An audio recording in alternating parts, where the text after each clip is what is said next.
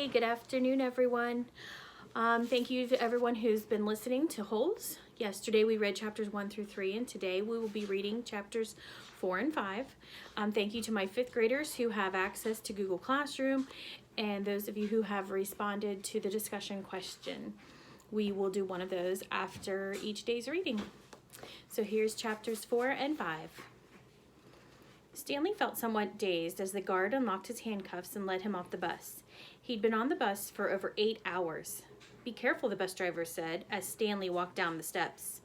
Stanley wasn't sure if the bus driver meant for him to be careful going down the steps or if he was telling him to be careful at Camp Green Lake. "Thanks for the ride," he said. His mouth was dry and his throat hurt. He stepped onto the hard, dry dirt. There was a band of sweat around his wrist where the handcuff had been. The land was barren and desolate. He could see a few rundown buildings and some tents. Farther away, there was a cabin beneath 2 tall trees. Those 2 trees were the only plant life he could see. There weren't even weeds. The guard led Stanley to a small building. A sign on front said, "You are entering Camp Green Lake, Juvenile Correctional Facility." Next to it was another sign which declared that it was a violation of the Texas Penal Code to bring guns, explosives, weapons, drugs, or alcohol onto the premises. As Stanley read the sign, he couldn't help but think, well, duh. The guard led Stanley into the building, where he felt the welcome relief of air conditioning. A man was sitting with his feet up on a desk. He turned his head when Stanley and the guard entered, but otherwise didn't move. Even though he was inside, he wore sunglasses and a cowboy hat. He also held a can of soda, and the sight of it made Stanley even more aware of his own thirst. He waited while the bus guard gave the man some papers to sign. "That's a lot of sunflower seeds," the bus guard said. Stanley noticed a burlap sack filled with sunflower seeds on the floor next to the desk. "I quit smoking last month," said the man in the cowboy hat. He had a tattoo of a rattlesnake on his arm, and as he signed his name, the snake's rattle seemed to wiggle. "I used to smoke a pack a day. Now I eat a sack of these every week." The guard laughed. There must have been a small refrigerator behind his desk because the man in the cowboy hat produced 2 more cans of soda. For a second, Stanley hoped that one might be for him. But the man gave one to the guard and said the other was for the driver. 9 hours here and now 9 hours back," the guard grumbled. "What a day." Stanley thought about the long, miserable bus ride and felt a little sorry for the guard and the bus driver. The man in the cowboy hat spit sunflower seed shells into a waste paper basket.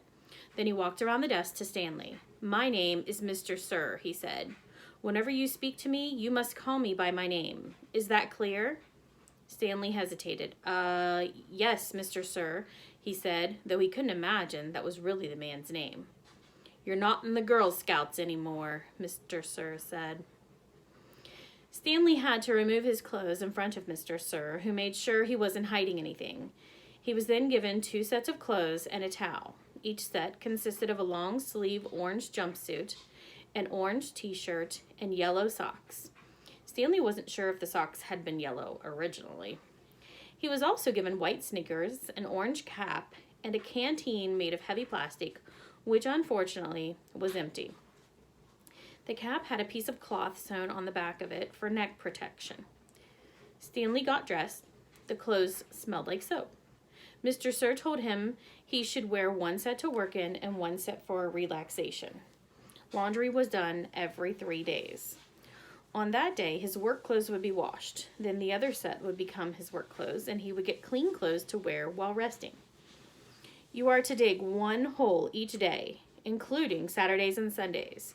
Each hole must be 5 feet deep and 5 feet across in every direction. Your shovel is your measuring stick. Breakfast is served at 4:30. Stanley must have looked surprised because Mr. Sir went on to explain that they started early to avoid the hottest part of the day. "No one's going to babysit you," he added. "The longer it takes you to dig, the longer you will be out in the sun. If you dig up anything interesting, you are to report it to me or any other counselor. When you finish, the rest of the day is yours." Stanley nodded to show he understood. "This isn't a Girl Scout camp," said Mr. Sir. He checked Stanley's backpack and allowed him to keep it. Then he led Stanley outside into the blazing heat. "Take a good look around you," Mr. Sir said. "What do you see?" Stanley looked out across the vast wasteland. The air seemed thick with heat and dirt. "Not much," he said, then hastily added, "Mr. Sir." Mr. Sir laughed. "You see any guard towers?" "No." "How about an electric fence?" "No, Mr. Sir." "There's no fence at all, is there?" "No, Mr. Sir." "You want to run away?" Mr. Sir asked him. Stanley looked back at him, unsure what he meant. "If you want to run away, go ahead, start running. I'm not going to stop you." Stanley didn't know what kind of game Mr. Sir was playing. "I see you're looking at my gun. Don't worry, I'm not going to shoot you." He tapped his holster. "This is for yellow spotted lizards. I wouldn't waste a bullet on you." "I'm not going to run away," Stanley said. "Good thinking," said Mr. Sir. "Nobody runs away from here. We don't need a fence. Know why? Because we've got the only water for 100 miles. You want to run away? You'll be buzzard food in 3 days. Stanley could see some kids dressed in orange and carrying shovels dragging themselves toward the tents. "You thirsty?" asked Mr. Sir. "Yes, Mr. Sir," Stanley said gratefully. "Well, you better get used to it. You're going to be thirsty for the next 18 months. Chapter 5.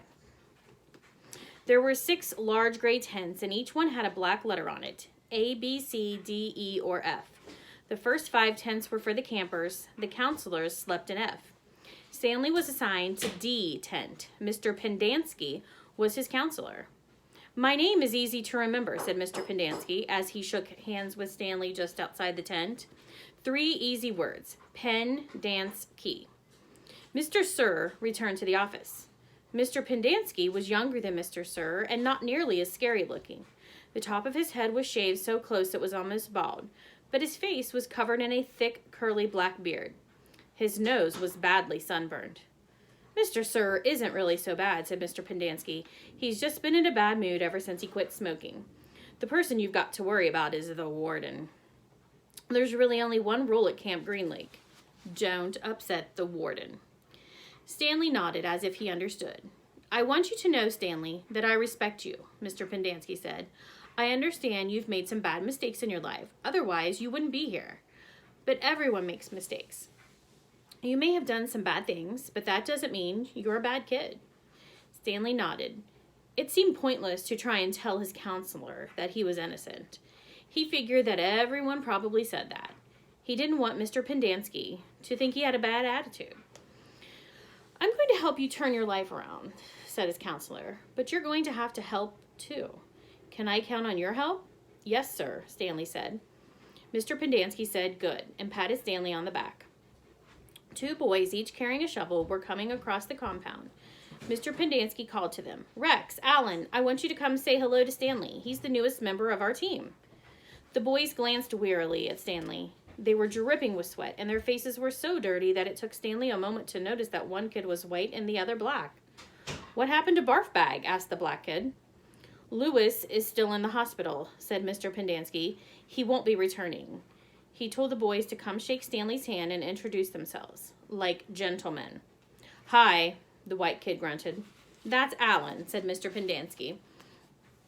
"My name's not Alan," the boy said. "It's Squid, and that's X-Ray." "Hey," said X-Ray. He smiled and shook Stanley's hand. He wore glasses, but they were so dirty that Stanley wondered how he could see out of them. Mr. Pendanski told Alan to go to the rec hall and bring the other boys to meet Stanley. Then he led him inside the tent. There were 7 cots, each one less than 2 feet from the one next to it. "Which one was Louis's cot?" Mr. Pendanski asked. "Barf Bag slept here," said X-Ray, kicking up one of the beds. "All right, Stanley, that'll be yours," said Mr. Pendanski. Stanley looked at the cot and nodded. He wasn't particularly thrilled about sleeping in the same cot that had been used by somebody named Barf Bag. 7 crates were stacked in 2 piles at one side of the tent. The open end of the crates faced outward. Stanley put his backpack, change of clothes, and towel in what used to be Barf Bag's crate. It was at the bottom of the stack that had 3 in it. Squid returned with 4 other boys. The first 3 were introduced by Mr. Pendanski as Jose, Theodore, and Ricky. They called themselves Magnet, Armpit, and Zigzag. They all have nicknames, explained Mr. Pendanski. However, I prefer to use the names their parents gave them, the names that society will recognize them by when they return to become useful and hardworking members of society. It ain't just a nickname, X-Ray told Mr. Pendanski. He tapped the rim of his glasses. I can see inside you, Mom. You've got a big fat heart. The last boy either didn't have a real name or else he didn't have a nickname. Both Mr. Pendanski and X-Ray called him Zero. You know why his name's Zero? Asked Mr. Pendanski. Because there's nothing inside his head. He smiled and playfully shook Zero's shoulder. Zero said nothing. And that's Mom, a boy said. Mr. Pendanski smiled at him. If it makes you feel better to call me Mom, Theodore, go ahead and call me Mom. He turned to Stanley. If you have any questions, Theodore will help you. You got that, Theodore? I'm depending on you. Theodore spit a thin line of saliva between his teeth, causing some of the other boys to complain about the need to keep their home sanitary. You were all new here once, said Mr. Pendanski, and you all know what it feels like. I'm counting on every one of you to help Stanley. Stanley looked at the ground. Mr. Pendanski left the tent, and soon the other boys began to file out as well, taking their towels and change of clothes with them. Stanley was relieved to be left alone, but he was so thirsty he felt as if he would die if he didn't get something to drink soon. Hey, Theodore, he said, going after him, do you know where I can fill my canteen? Theodore whirled and grabbed Stanley by his collar. My name's not Theodore, he said. It's Armpit. He threw Stanley to the ground. Stanley stared up at him, terrified. There's a water spigot on the wall of the shower stall. Thanks, Armpit, said Stanley. As he watched the boy turn and walk away, he couldn't for the life of him figure out why anyone would want to be called Armpit. In a way, it made him feel a little better about having to sleep in a cot that had been used by somebody named Barfbag. Maybe it was a term of respect. All right, well, that's chapters 4 and 5 for today. I will be posting something to Google Classroom soon for you to answer on Padlet. Have a great day, guys.